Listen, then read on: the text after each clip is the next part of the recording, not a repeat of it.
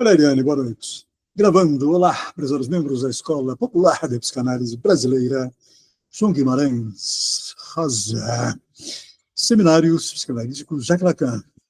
Jacques Lacan, seminário, livro 14, o seminário, livro 14, A Lógica do Fantasma, La Logique du Fantasme, anos 1966, 1967. Então, estamos ainda no primeiro capítulo, promessa de uma lógica. Lacan, portanto, nos prometendo, né, uma lógica, a lógica do fantasma, nos termos dele, Lacan. Então, página 23, segundo parágrafo, e hoje é 29, né, 29 de janeiro de 2025. Lacan avança a saber, igualmente, o que de tantos pensamentos despendidos permanece sob a forma de uma miscelânea pseudocientífica e que também se pode bem chamar por seu nome. Eu fiz há muito tempo em relação à literatura analítica, é chamada de merda, de confissão dos próprios autores, aliás. Está comentando os pós-freudianos. Quero dizer que em um pequeno enfraquecimento do raciocínio, mais ou menos relativo ao objeto A, alguém dentre eles, os pós-freudianos, pode muito bem articular que não existe outro suporte para o complexo de castração, temos o Freud, além do que se chama pudicamente de objeto anal. Me parece que nesse parágrafo Lacan está estabelecendo, demarcando a diferença conceitual, lógica e clínica de uma instância, e clínica em uma instância, entre a análise lacaniana, propriamente dita, e a análise freudiana, especificamente dos pós-freudianos. Para simplificar, aquilo que os pós-freudianos e mesmo Freud não nomeiam de objeto anal, Lacan dirá, aí está o objeto A. A falta como objeto. Articulando, não, o circuito pulsional. Lacan avança, não se trata aí de um apontamento de pura e simples apreciação. Tem mais a ver com a necessidade, tem mais a ver com a necessidade de uma articulação lógica que o simples enunciado deve reter, já que, afinal de contas, ele não é formulado por penas das menos qualificadas. Ele continua comentando o pós-freudismo, né, na psicanálise. Da mesma forma, esse será nosso método este ano, em que devemos formular a lógica do fantasma, mostrar onde ela vem tropeçar na teoria analítica, onde ela vem equivocar a teoria analítica. Tropeçar é sempre um tropeçado significante. Então, da mesma forma, esse será nosso método este ano, em que devemos formular a lógica do fantasma enquanto lógica do desejo. Eu estou comentando, mostrar onde ela, a lógica do fantasma, a lógica do desejo, vem tropeçar, equivocar, tropeçar na teoria analítica, equivocar a teoria analítica para fazer andar.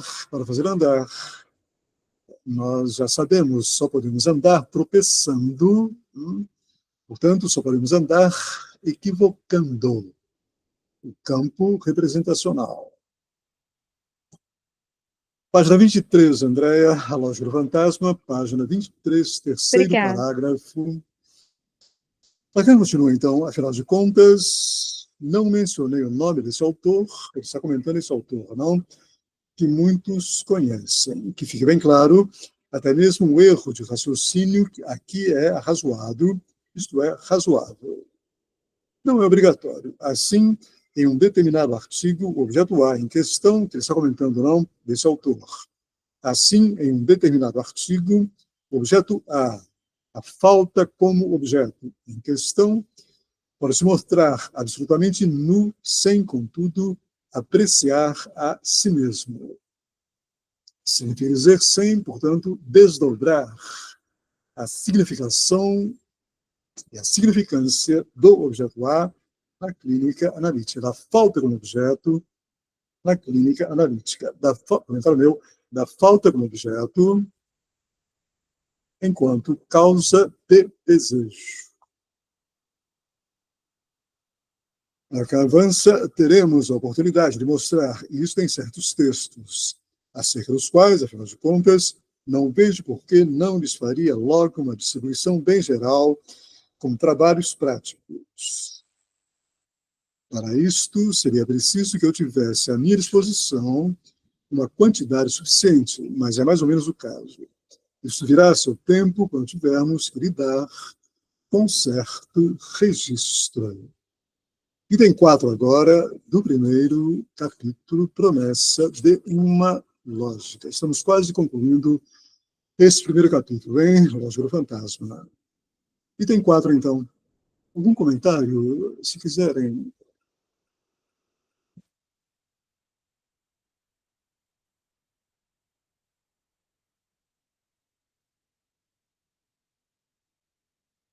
Avançamos, então. Desde já, ainda assim, quero destacar o que impede que se admitam certas interpretações de minha função da metáfora. Naquela acerca da qual acabo de lhes dar o exemplo menos ambíguo. Não se poderia, particularmente, confundir com qualquer coisa que faça disso uma espécie de relação proporcional. Vamos avançar. O que articulei ao escrever que a substituição, metáfora é isso, não? O que articulei ao escrever que a substituição, o fato de enxertar um significante em substituição a outro na cadeia significante, está na fonte, na origem de toda significação, de todo sentido vetorial. A substituição de um significante por outro significante está na fonte, na origem de toda significação, de todo, portanto, sentido vetorial. Lacan continua, interpreta-se corretamente da maneira cuja fórmula lhes dei hoje, com o surgimento do sujeito clivado, melhor que barrado, do sujeito clivado. Cabe a ele dar um estatuto lógico, tarefa cujo exemplo a seguir lhes permitirá perceber imediatamente toda exigência e urgência ou apenas a necessidade.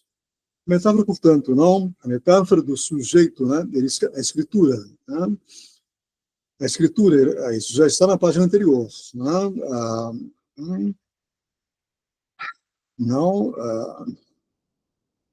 do sujeito, né, indexado, a barra diz isso, não?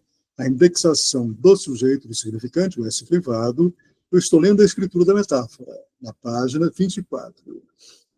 S clivado, não, sob a barra do significante. Essa barra diz que, naturalmente, da inacessibilidade, né, do significante pela representação e a indexação. Eu estou lendo a metáfora, né, eu estou lendo a escritura. E a barra diz da indexação. Ela diz duas coisas. Não? Primeiro, a inacessibilidade do significante por qualquer representação. Ela diz também da indexação, da subsunção da indexação do sujeito privado a esse significante. Nós temos a passagem, não? A metáfora, né? A passagem do sujeito, a troca, a substituição, não? Lá onde era o significante, haverá o sujeito. É o que diz o vetor. O vetor não do sujeito, é o vetor da transposição, da substituição, o sujeito substituindo o significante. barra, barra, o sentido ou a significação. É a mesma escritura da página 22, né?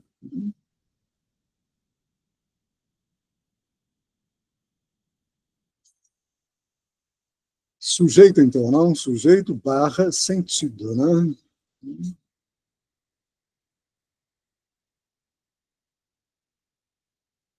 Vamos avançar. Algum comentário de vocês ou podemos seguir?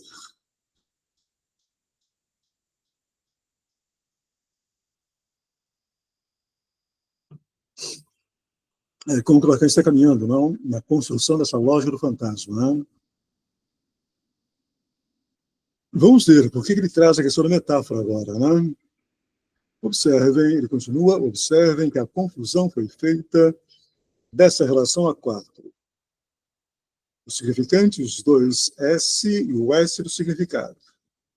O sentido com a relação de proporção em que se articula a metáfora de um de meus interlocutores, o senhor Perelman, autor de uma teoria da argumentação, que promove uma retórica abandonada. Ele está criticando o Perelman, não?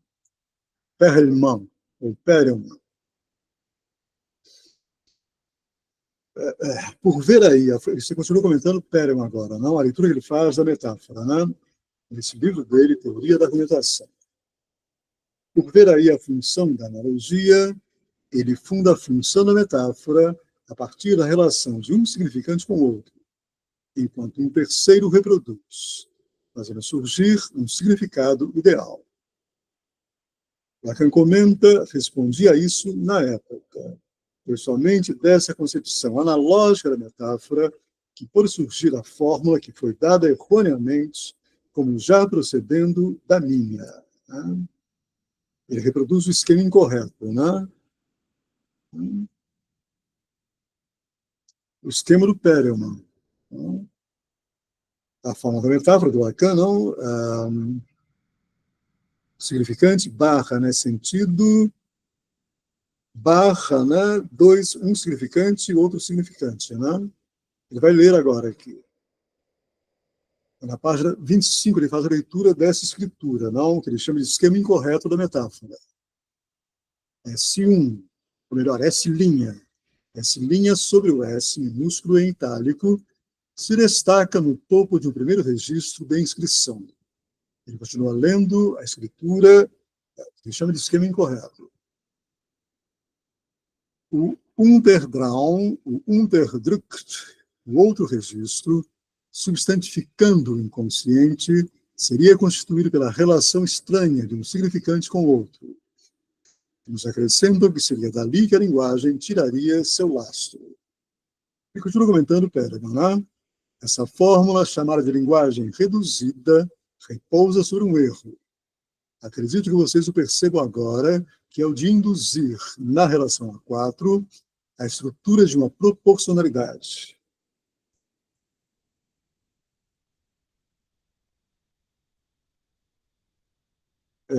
O que ele chama de esquema incorreto não está marcando, né, essa proporcionalidade, não? Significante, voltando à página 24, no pé da página. Esquema incorreto. A proporcionalidade inscrita nele, né? Então, significante, linha, barra, sentido, é proporcional a significante, barra, significante. Quem está dizendo que isso é incorreto, não? Está fornecendo as razões dessa incorreção. Avancemos. Da mesma forma, vemos com dificuldade o que pode sair disso, pois a relação do S barra S torna-se, então, especialmente difícil de interpretar. Na verdade, essa referência a uma linguagem deduzida não responde a nenhum outro desígnio, inclusive confessado, senão de reduzir nossa fórmula de que o inconsciente é estruturado como uma linguagem que, mais do que nunca, deve ser tomada ao pé da letra.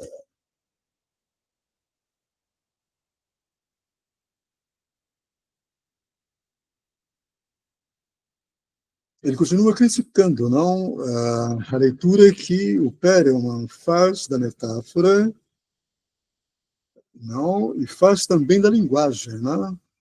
A linguagem. Quando ele diz, na verdade, essa referência a uma linguagem reduzida não responde a nenhum outro desígnio, inclusive confessado, do Perelman, senão de reduzir nossa fórmula de que o inconsciente é estruturado como uma linguagem, que, mais do que nunca, deve ser tomada, segundo Lacan, não ao pé da letra, né?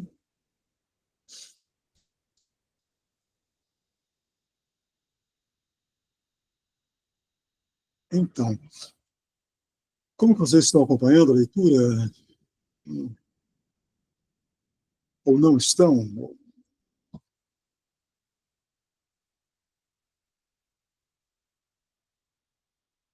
Eu estou indo rápido, quer dizer, porque me parece que aqui não tem grande importância essas passagens, né? Vamos chegar no principal. Vamos lá. Se acontecer de eu não completar hoje os 5 pontos anunciados, pelo menos conseguirei expandir para vocês que está em jogo em toda a estrutura, e que torna insustentável a empreitada anunciada, aquela que se encontra também articulada no início da pequena coletânea. Ele continua criticando Perelman, que diz respeito a essa virada de minhas relações com minha audiência, que constituiu o Congresso de Bonneval. É errôneo estruturar qualquer dedução do inconsciente sobre um mito de linguagem reduzida. Pela seguinte razão: é da natureza de todo significante não poder, em nenhum caso, significar a si mesmo. Isso é importante. Atenção agora. Então, não, por que ele está criticando o Charles Perelman? Pelo fato de o Perelman ele estar tentando, lá nas colocações dele, substantivar a linguagem.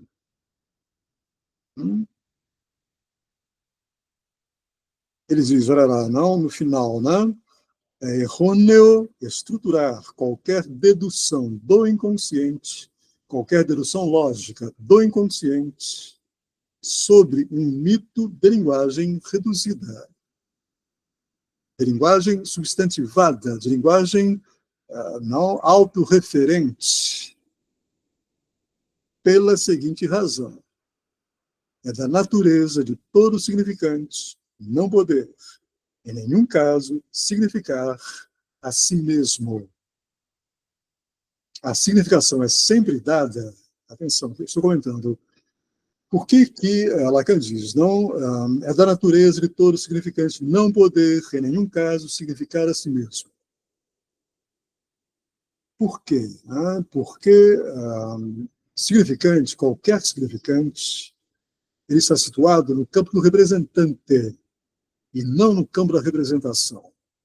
Primeiro ponto.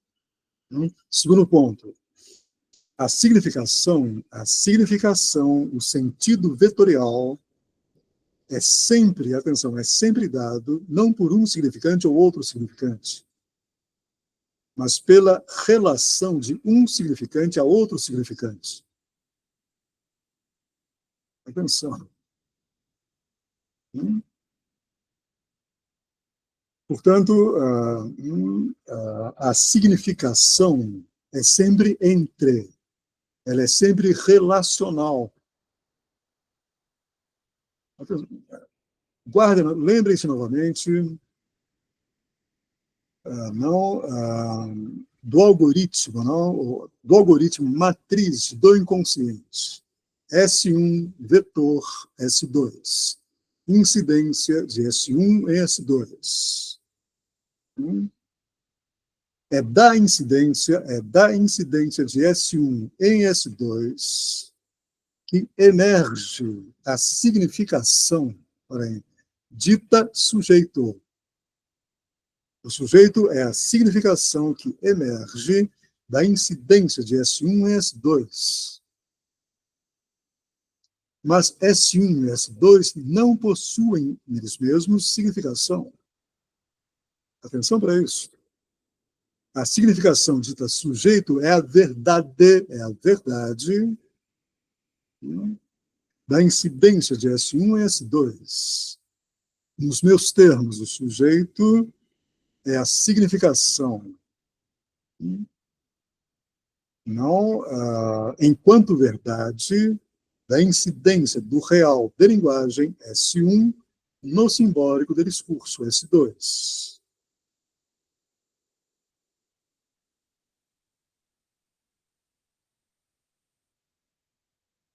É por isso que não é possível dizer ou um significante tal, nomear um significante.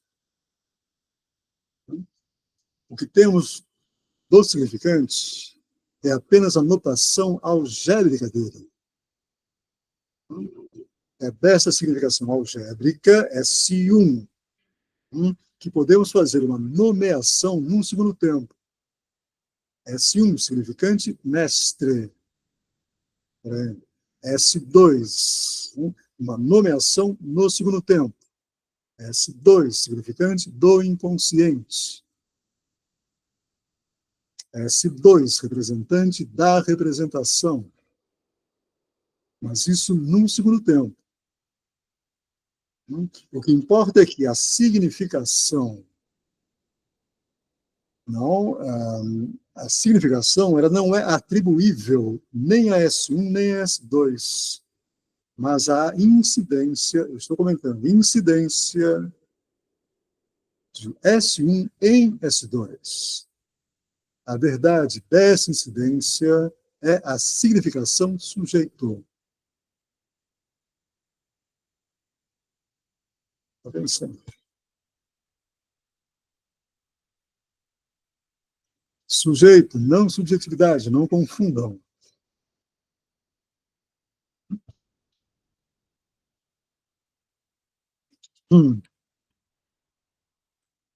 Bem, então, parágrafo seguinte, hein? Lacan diz, a hora já está bastante avançada para que eu não lhes imponha a escrita na pressa desse ponto inaugural de toda a teoria dos conjuntos. Olá, Júlio, boa noite, bem-vindo. Página 25, Júlio, página 25, terceiro parágrafo. Então, a hora já está bastante avançada para que eu não lhes imponha a escrita na pressa desse ponto inaugural de toda a teoria dos conjuntos, o chamado axioma de especificação, sem o qual essa teoria não pode funcionar. A teoria dos conjuntos, não? Axioma de especificação. Isto é, só existe interesse em fazer funcionar. Você vai explicar agora, não?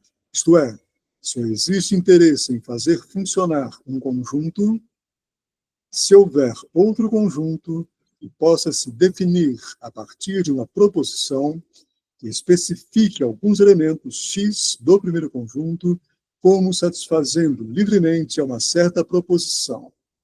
Livremente quer dizer independente de qualquer quantificação.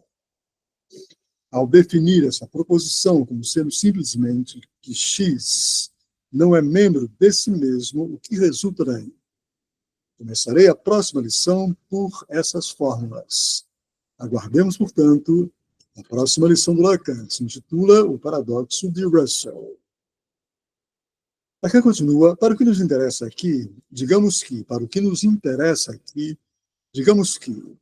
desde que se queira introduzir o mito de uma linguagem reduzida, substantivada, que, desde que se queira introduzir o mito de uma linguagem reduzida, impõe-se que exista uma linguagem que não seja. Repito, para o que nos interessa aqui, digamos que, desde que se queira introduzir o mito de uma linguagem reduzida, impõe-se que exista uma linguagem que não seja reduzida. Ele se indaga o que é próprio de uma linguagem constituída, por exemplo, pelo conjunto dos significantes. S1, S2, S1, S3, S1, S4, S1, Sn. A repetição de S1 na cadeia. Descompletando a cadeia, equivocando a cadeia significante. Eu estou comentando, guardem, a cadeia significante.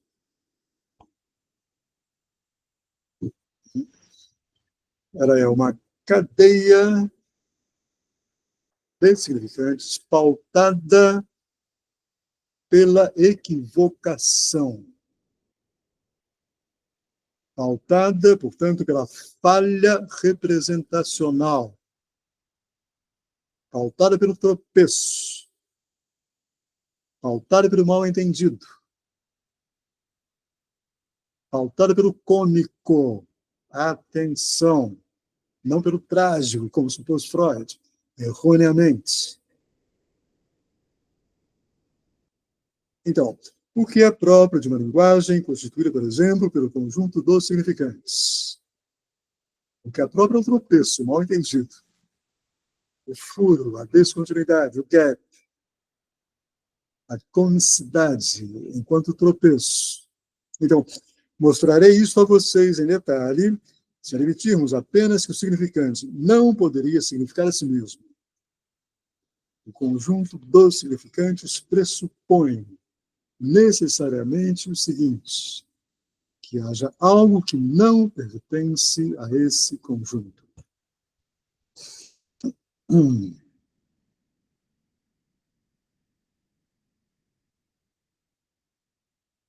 Frase magnífica do Lacan, hein? O conjunto dos significantes, ou a série de significantes, ou a cadeia de significantes pressupõe necessariamente o seguinte, que haja algo que não pertença a esse conjunto.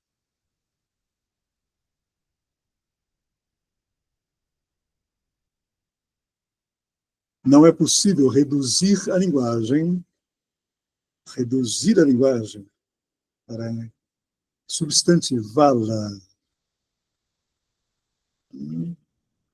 Não ela, a linguagem, representar a si mesma. Isso é impossível.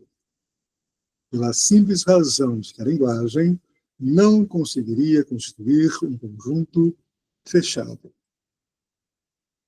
Em outras palavras, essa frase agora é fundamental do Lacan, decisiva. Não existe universo do discurso. Atenção. Não existe universo do discurso. Atenção. O que há, comentário meu, o que há é um campo discursivo, mas não o universo do discurso.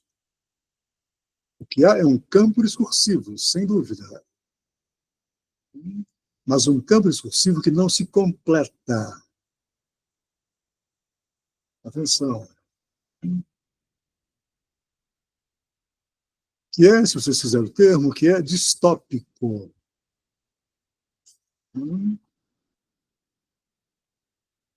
O universo do discurso significaria, não, se existisse, né? Significaria uma correspondência ponto a ponto entre os discursos. Esse é o conceito de universo do discurso. Os discursos se corresponderiam ponto a ponto. Atenção. Não há isso desde... Por que não há? Atenção. Desde a incidência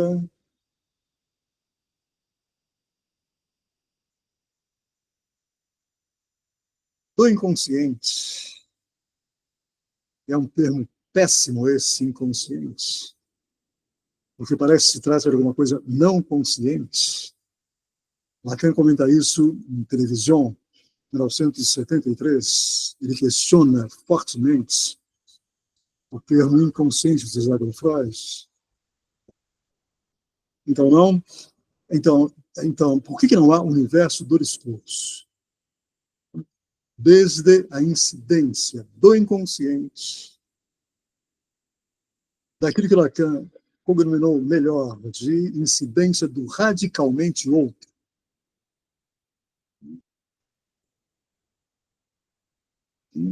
a existência do universo do discurso torna-se imaginária.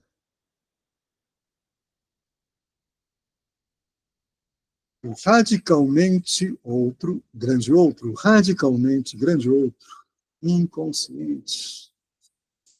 Radicalmente grande outro significa impossível de ser estabilizado em uma significação ou em uma representação. Então, desde a incidência desse radicalmente grande outro, não é mais possível predicarmos a existência do universo do discurso, e sim a existência de um campo discursivo que apresenta um avesso. Que avesso? O discurso analítico. Atenção. E atenção para o que eu vou dizer agora. Tá?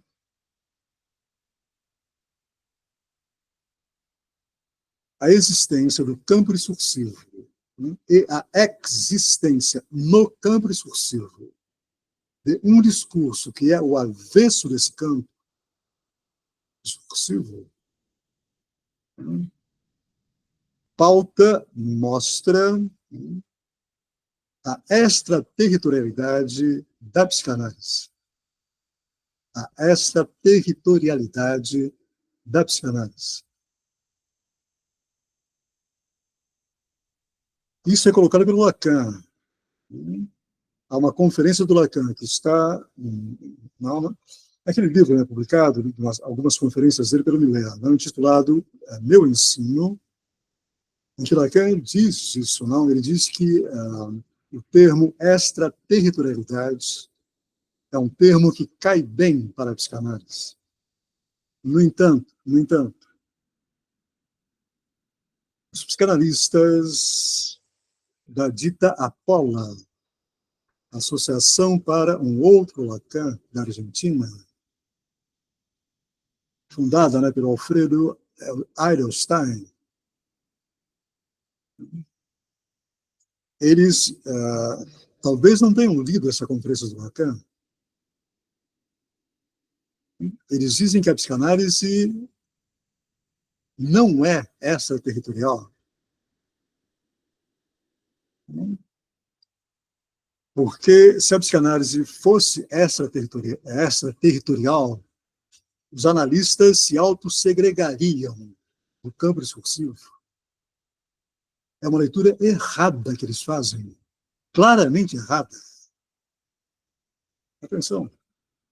Ao dizerem que a psicanálise não é extraterritorial, que ela não é o avesso do campo discursivo, eles estão trabalhando com a ideia de universo do discurso, como se a psicanálise estivesse dialogando com os outros discursos. Não, a psicanálise não está dialogando com os outros discursos. Ela está questionando, ela está equivocando os outros discursos. É isso que faz com que ela seja extraterritorial. Não há nenhuma autossegregação nisso. É uma questão de leitura correta da posição do discurso analítico no campo discursivo. Simples assim. Basta ler o seminário 17 do Lacan. Estamos no 14. No 14 ele já diz, não há universo do discurso. No 17 ele dirá, o que há é um campo discursivo, e nesse campo discursivo há um discurso que é o avesso dele, que marca, esse discurso analítico marca, portanto, diz, portanto, da extraterritorialidade da psicanálise. A psicanálise é, sim, sem dúvida alguma, extraterritorial. Não se trata de uma autossegregação dos analistas, absolutamente não. Absolutamente não. Os analistas da APOLA, incluindo o senhor Alfredo Edelstein, trabalham com a ideia de universo do discurso. faz uma leitura errada do significante, portanto. O significante mesmo é, como tal, extraterritorial. Ele está fora, no exterior do campo da representação. Não há nenhum diálogo da psicanálise com os outros discursos, nenhum. Repito, o que há é um questionamento constante, uma equivocação constante. O discurso analítico, não em relação aos outros discursos. Guarde isso que estou colocando, que é importante.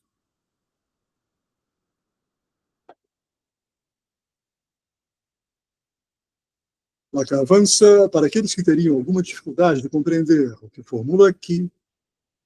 Lembrarei apenas que as verdades que acabo de anunciar apareceram confusamente, conforme eu havia mencionado, no período ingênuo da instauração da teoria dos conjuntos, sob a forma falsamente chamada de paradoxo de Russell, Bertrand Russell. Pois não é um paradoxo, é uma imagem. Um catálogo de todos os catálogos que não contêm a si mesmos. O que isso quer dizer? É o paradoxo de Russell. O catálogo de todos os catálogos que não contêm a si mesmos. O que isso quer dizer? Ou ele contém a si mesmo e escapa à sua definição, ou não contém a si mesmo e então falha em sua missão, que é de conter todos os catálogos. Portanto, deveria conter a si mesmo. Isso não é de forma alguma um paradoxo. Basta declarar que, ao fazer um catálogo assim, não é possível ir até o fim, e por uma boa razão. É o que ele vai debater, importante para nós, no capítulo 2, o paradoxo de Russell. Isto, cujo enunciado lhes dei há pouco, nessa fórmula de que no universo do discurso não existe nada que contenha tudo, eis o que nos incita a ser muito especialmente prudentes, no mínimo quanto a isto que se chama de todo e parte. Olha só, atenção, hein? Lacan, comentário meu, Lacan aqui ele está criticando não a lógica clássica, né, aristotélica, silogística, que correlaciona o universal ao particular. Atenção para isto. Atenção. Lacan começa aqui, ou já está criticando, não, a lógica clássica, a lógica da identidade, que trabalha, né, com o par, né, o universal e o particular. Perceba que Lacan, portanto, ele está questionando outro discurso, equivocando outro discurso, naturalmente, a incidência no campo discursivo do radicalmente grande outro, do inconsciente. O inconsciente, o radicalmente outro, não está online, com nada. Ele existe, ao que quer que seja.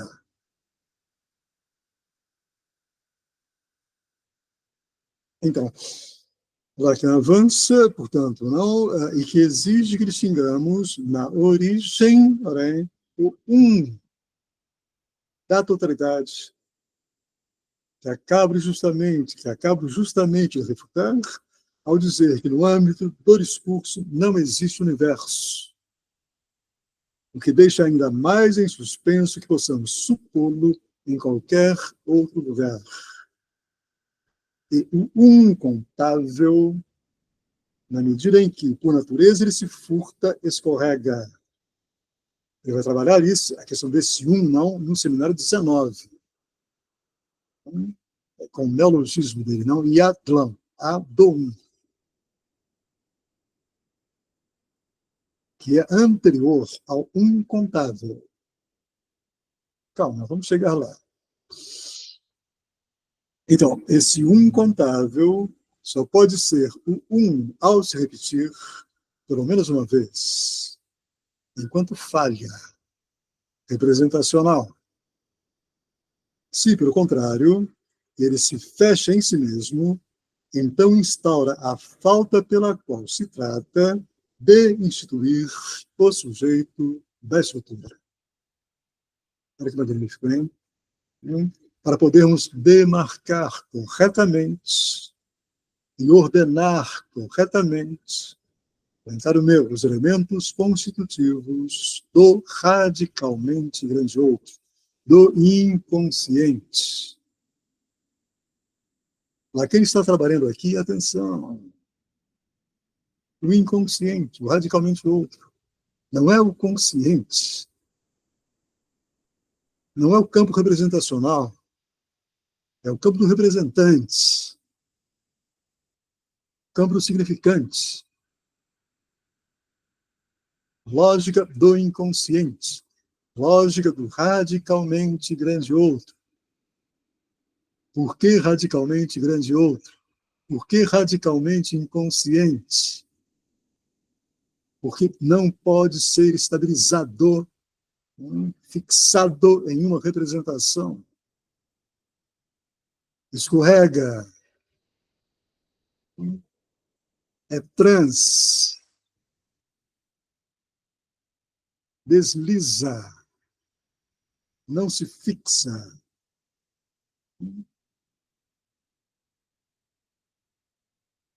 Não há point de capitão, ponto de capitoné, que seja o último.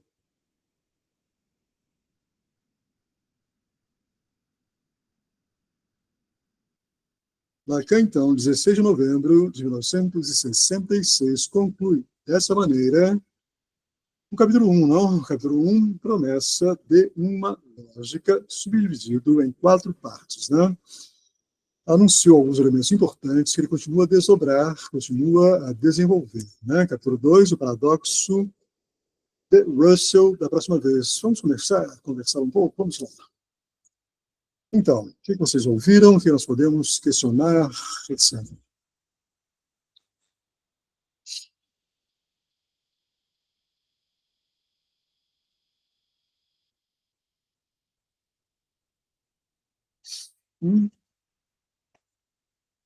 Alguém que já tenha passado pela leitura desse seminário, não? Lacan apenas ele está pensando, né? Pensando alguns elementos para trabalhar, para desenvolver.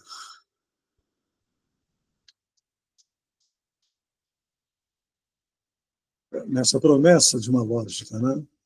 De uma lógica do desejo, não da vontade, não do querer, mas do desejo, da falta, né? Como objeto. E nosso campo, né? Que é o campo, não é o campo do sabido, não é o campo da consciência, não é o campo da representação, não, é o campo do ultrapassamento da representação ou do campo da representação por uma coisa ou outra, que Lacan chama de significante, um estatuto real, e que ele irá precisar, não, em cada emergência, em cada acontecimento, essa coisa outra que ele irá nomear de sujeito. Sujeito do significante, sujeito do inconsciente, sujeito desse radicalmente outro, etc.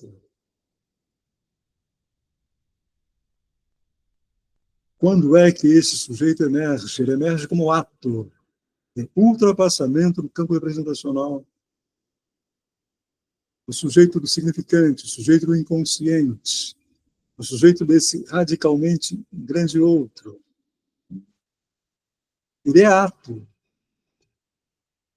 Ele é um acontecimento, um ato de ultrapassamento. Ele não é o sonho, ele é o sonhar. Ele não é, não, ele não é, enfim, as representações, enfim, possíveis de um ato falho, não. Ele é esse sujeito, ele é o ato que nomeamos de ato falho, ele é o lapso, não a representação dele. O sonho não é o sonhado. O lapso não é o que se conta dele. O sintoma também é um acontecimento desse sujeito do inconsciente. Da falta como saber.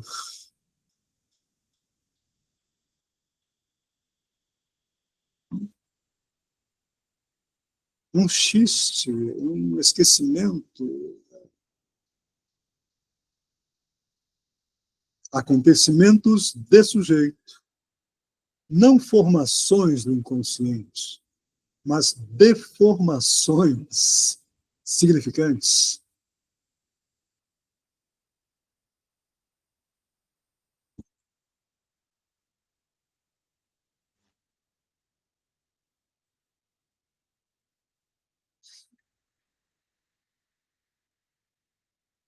Hum.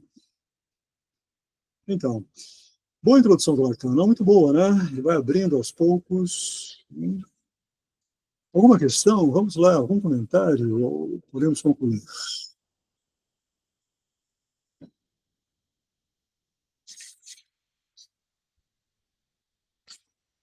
Bem, concluímos então. Retomaremos amanhã. Amanhã de um grande outro, de um radicalmente outro ao pequeno outro. Boa noite e até amanhã.